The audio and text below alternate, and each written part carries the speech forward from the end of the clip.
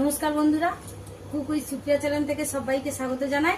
আজকে ঈদ মোবারক সমস্ত মুসলিম ভাই ও বন্ধুদের বলছি।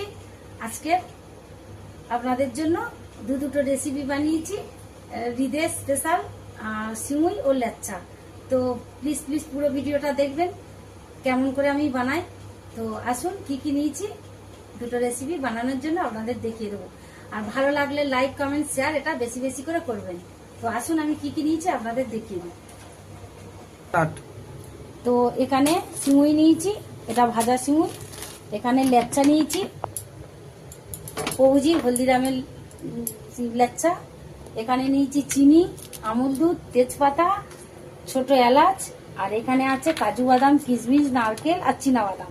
তো লেচ্চাটা জ্বালিয়ে নিয়েছি, একটা ননস্টিকের কড়া নিয়েছি। তো আমি লেচ্চাটা বানানোর জন্য জল দিয়ে দিলাম, গরম হয়ে গেছে, দিয়ে দেবো